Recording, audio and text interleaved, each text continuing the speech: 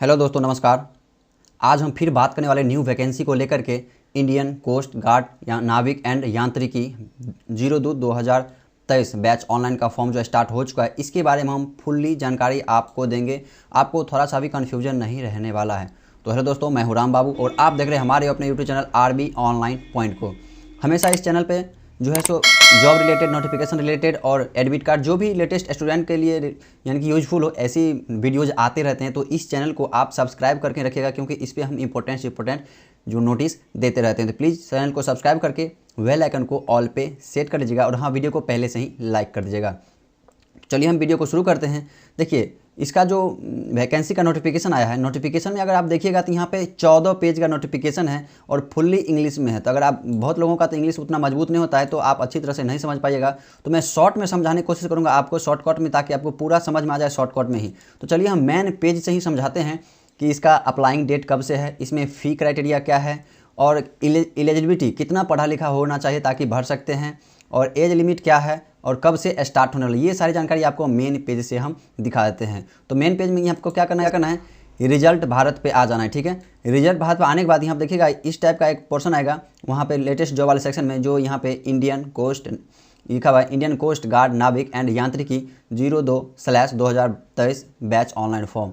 यहाँ पर देखिए पूरी जानकारी जो है सो आपको स्टेप बाय स्टेप मतलब आपको समझा रहे हैं। यहाँ पर सबसे पहले इंपॉर्टेंट डेट के बारे में यहाँ पे आप बात कर लें तो देखिए यहाँ पे इंपॉर्टेंट जो है सो ऑनलाइन एप्लीकेशन स्टार्ट डेट जो है सो 6 फरवरी 2023 से है, यानी कि 6 तारीख से ये इसका फॉर्म स्टार्ट हो जाएगा। और ये फॉर्म जो है कम टाइम के लिए दिया जाता है, यानी कि 7 दिन, 8 दिन, 10 दिन, 12 दिन जब भी निकलता है तो बहुत कम टाइम दिया जाता है फॉर्म फिलअप करने के लिए। तो यहाँ पर 10 दिन ही यहाँ दिया गया है, 6 फरवरी से लेकर के लास्ट 16 फरवरी तक शाम 6 बजे तक ये फॉर्म भरा जाएगा। तो आप इतने ही टाइम में फॉर्म भर लीजिएगा। इसका सर्वर काफ़ी डाउन चलेगा, तो आप नाइट में ज़्यादा कोशिश कीजिएगा फॉर्म भरने का।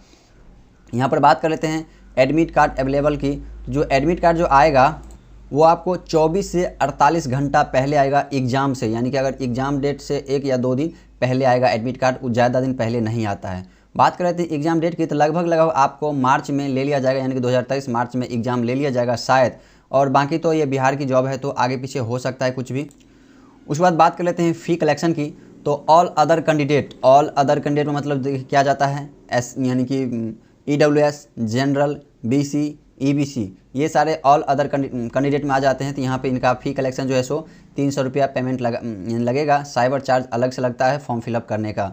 उसके बाद SC एंड ST कैंडिडेट का जो है सो 0 फ़ी कलेक्शन रहता है, इसका अलग से सिर्फ साइबर चार्ज ही लगता है।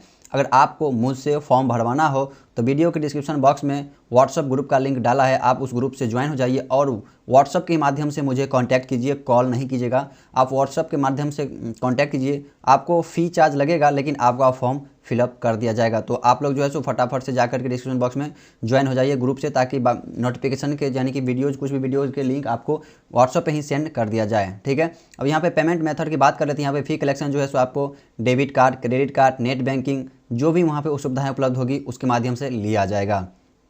अब यहाँ पे बात कर लेते हैं यानी कितना पढ़ा लिखा होना चाहिए ताकि आप फॉर्म भर सकें। तो यहाँ पे 2 वैकेंसी, एक है नाविक GD और दूसरा है नाविक DB।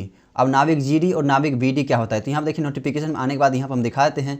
यहाँ देखिए नाविक GD का मतलब होता है नाविक जनरल ड्यूटी और नाविक DB का मतलब होता है नाविक डोमेस्टिक ब्रांच। ठीक है, 2 ही था, नाविक GD यानी कि जनरल ड्यूटी और नाविक DB यानी कि डोमेस्टिक ब्रांच। ठीक है, आप समझ गए होंगे। यहाँ पर नाविक GD यानी कि जनरल ड्यूटी के लिए आपको जो है सो 10वीं यानी 10+2 यानी कि इंटर पास होनी चाहिए, और इसके साथ साथ आप जो है सो मैथ और फिजिक्स यानी कि साइंस सब्जेक्ट से पढ़ा लिखा होना चाहिए। ठीक है, कोई भी बोर्ड से है चलेगा, लेकिन आपको साइंस से 12th होना चाहिए, तभी आप ये जनरल ड्यूटी का फॉर्म भर सकते हैं। उसके बाद नाविक DB का बात कर लेते हैं, डोमेस्टिक, यहाँ पे DB का मतलब क्या बताया था, डोमेस्टिक ब्रांच। तो इसके लिए आपको क्या करना है, मिनिमम 10th पास होना चाहिए, कोई भी बोर्ड से चलेगा, सिर्फ 10वीं पास होना चाहिए। बाकी नोटिफिकेशन में दिया गया है, लेकिन नोटिफिकेशन 14 पेज में फुल्ली इंग्लिश में, तो आप नहीं समझ पाइएगा, शायद ही समझ पाइएगा। तो मैं आपको शॉर्टकट में ही समझा देता हूँ, बस इतना डिटेल आपके पास है तो आप फॉर्म भरने के लिए एलिजिबल है। चलिए अब बात कर लेते हैं एज क्राइटेरिया की। तो यहाँ पे एज लिमिट जो है सो 18 से 22 साल ही रखा गया, बस इसी के बीच, यानी कि नौजवान को ही लिया जाता है इस सब वैकेंसी में, क्योंकि ये सब थोड़ा एक्स्ट्रा ड्यूटी है। तो मिनिमम एज जो है सो 18 साल है। अब यहाँ पे देखिए जो है सो नाविक GD एंड नाविक DB के लिए जो है सो एज क्राइटेरिया क्या रखा गया है, 1/9/2001 से लेकर के 31/8/2005 के बीच जिनका भी बॉर्न डेट यानी कि डेट ऑफ बर्थ होगा इसके बीच होगा तो वो लोग ये फॉर्म भर सकते हैं। बाकी एज रिलैक्सेशन देख लेते हैं कि आपको दिखा देंगे कि आपको नोटिफिकेशन में है या नहीं। यहाँ पर एज रिलैक्सेशन में नोटिफिकेशन में आपको दिखा रहा हूँ कि देखिए अपर एज रिलैक्सेशन क्या है। यहाँ पे SC ST के लिए 5 साल का दिया जाएगा और 3 years OBC non creamy layer candidate किया जाएगा। यानी कि जो भी SC ST कैटेगरीज होंगे अगर उनको एज रिलैक्सेशन चाहिए, अपने आयु में छूट चाहिए तो उनको जो है सो SC ST को 5 साल का दिया जाएगा और अगर OBC को छूट चाहिए एज में तो यहाँ पे उनको 3 साल का दिया जाएगा। आप समझ पा रहे होंगे। चलिए अब बात कर लेते हैं वैकेंसी डिटेल की। तो यहाँ पे वैकेंसी का टोटल पोस्ट जो है सो 255 रखा गया है, 255 पोस्ट है। नाविक GD में जो है सो 225 पोस्ट है और नाविक DB में जो है सो 30 पोस्ट है। अब यहाँ पर देख लेते हैं कैटेगरी वाइज। तो पहले नाविक GD का बात कर लेते हैं। तो यहाँ पे नाविक GD में जनरल कैटेगरी में 88 पोस्ट है और EWS में 22 पोस्ट है और OBC में 61 पोस्ट है और SC में 32 और ST में 22, टोटल जो है सो 225 पोस्ट है। अब नाविक DB का बात कर लेते हैं। तो इसमें जो है सो जनरल में 12 है, EWS में 2 है, OBC में 10 है, SC में 4 है और ST में 2 है, यानी कि टोटल 30 पोस्ट यहाँ पे रखा गया। यहाँ पे पे स्केल भी काफ़ी ठीक ठाक है क्योंकि पे स्केल फर्स्ट यानी कि नाविक के लिए जो है सो 21,700 यानी कि लगभग 22,000 है और बाकी जो है सो यांत्रिकी के लिए से 29,200 लगभग 29,500 के आसपास है। बाकी यहाँ पर सिलेक्शन प्रोसेस यहाँ पर देख लीजिए, बेसिक रिटन एग्जाम होगा, फिजिकल फिटनेस होगा, टेस्ट होगा, फिर मेडिकल टेस्ट होगा। इसके अंतर्गत आपको यहाँ पे सिलेक्शन लिया जाएगा। अब यहाँ पर देख लीजिए जो लिंक एक्टिवेट है जो 6/2/2023 यानी कि 6 फरवरी से ये स्टार्ट होगा। तो आप लोग पूरा तैयार रहिएगा ये फॉर्म भरने के लिए। यही बात सेम टू सेम आपको नोटिफिकेशन में यहाँ पे समझाया गया है, ताकि मैं आपको ऊपर में शॉर्टकट में समझा दिया हूँ जो कि आपके लिए बेटर था। और यहाँ पर देखिए जो एग्जाम सिलेक्शन की बात है, यहाँ पर देखिए नाविक DB के लिए और नाविक GD के लिए दोनों के लिए यहाँ पर देखिए रिटन फर्स्ट और रिटन फर्स्ट प्लस सेकंड दोनों है। यहाँ पर देखिए आपको पासिंग मार्क्स 30%, 30 नंबर जो है सो आपको UR EWS OBC के लिए 30 नंबर चाहिए, चाहे जितना भी हो उसमें पासिंग मार्क्स 30 नंबर है और SC ST के लिए 27 नंबर ही है, ठीक है। और इसमें रिमार्क कुछ ही नहीं है।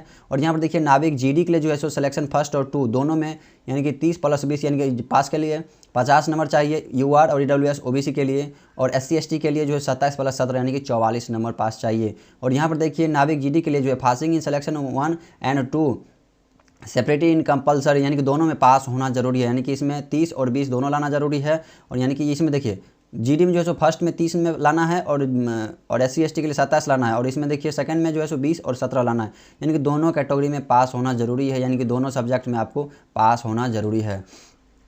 यहाँ पर सिलेक्शन प्रोसेस देखिए, यहाँ पे बात कर लीजिए। यहाँ पर देखिए डिटेल एग्जामिनेशन में देखिए मैक्सिमम मार्क्स 60 नंबर का रहेगा और टाइम आपको 45 मिनट का दिया जाएगा और टोटल क्वेश्चन 60 रहेगा, ठीक है। इसमें देखिए अब कितना कितना रहेगा एग्जाम, यानी कि मैथ 20 रहेगा, साइंस 10 रहेगा, इंग्लिश 15 रहेगा और रीजनिंग 10 रहेगा और GK 5 यानी कि 5 रहेगा। यानी कि टोटल यहाँ पे आपको दिखाया गया कि 10th से ही सब्जेक्ट रहेगा, ये टोटल क्लास सिलेबस 10th का ही रहेगा, वो भी फर्स्ट सिलेक्शन प्रोसेस के लिए। और सेकंड सिलेक्शन प्रोसेस के लिए आपको देखिए क्लास जो है सो 12 से मैथ और फिजिक्स भी रहेगा, ठीक है। और इसमें देखिए मैथ भी 25 रहेगा और फिजिक्स भी 25 रहेगा। तो टोटल क्वेश्चन यहाँ पर देखिए मैक्सिमम मार्क्स 50 का होगा, टाइमिंग 30 मिनट और मैक्सिमम टोटल क्वेश्चन आपको 50 दिया जाएगा। तो आप यहाँ पे डिटेल पूरा देख लीजिए। मैंने यहाँ पे आपको दिखा दिया कि आपको एग्जामिनेशन प्रोसेस क्या रहने वाला है और क्या क्या इसमें पूछा जाएगा। तो दोस्तों आई होप कि आपको वीडियो समझ में आ रहा है। अगर वीडियो समझ में आ रहा है और अच्छा लग रहा है तो वीडियो को लाइक कर दीजिए। यहाँ पर देखिए आपको फिजिकल टेस्ट में देखिए यहाँ पे क्या लिया जाएगा, देखिए 1.5 किलोमीटर दौड़ाया जाएगा, यानी 1.6 1.5 किलोमीटर थोड़ा ज़्यादा, यानी कि 1 किलोमीटर और यानी कि 600 मीटर, यानी कि टोटल 1.6 किलोमीटर रनिंग किया जाएगा 7 मिनट में। उसके बाद 20 स्क्वायर फीट जो है तो यहाँ पर देखिए आपसे पुशअप कराया जाएगा और 10 यहाँ पर 10 पुशअप कराया जाएगा और उठक बैठक जो होता है वो 20 बार कराया जाएगा, ठीक है। और पुशअप 10 बार कराया जाएगा, ये आपको फिजिकल में आ जाता है। तो ये सारी जानकारी आपको होना जरूरी है। तो मैं शॉर्ट नोटिस में आपको पूरी बातें समझा दिया हूँ। आई होप वो वीडियो आपको अच्छा लगा है। अगर अच्छा लगा है तो वीडियो को लाइक कीजिए। अगर चैनल पर पहली बार विजिट किए हैं और ये चैनल आपको लिए इंपॉर्टेंट है, हमेशा नोटिफिकेशन आते रहता है, तो प्लीज़ इस चैनल को सब्सक्राइब करके बेल आइकन को ऑल पे सेट कर लीजिएगा। तो चलिए हम इसी तरह से मिलते हैं किसी दूसरे वीडियो में नया अदर टॉपिक के साथ। तब तक के लिए बाय बाय, अपना ख्याल रखिएगा।